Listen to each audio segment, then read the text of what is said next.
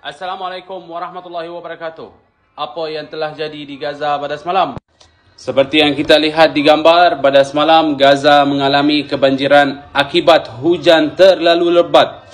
Dan banyak gila keluarga yang dah tinggal kemah-kemah mereka, dan banyak juga kemah dalam masa yang sama yang telah hancur dan telah terbang kerana angin bong kuat sangat.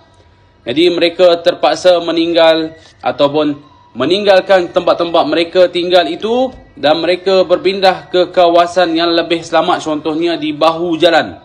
Kerana air hujan terlalu kuat dan banjir terlalu tinggi kerana saluran longkan memang dah rosak. Jadi mereka tak ada tempat tinggal lah.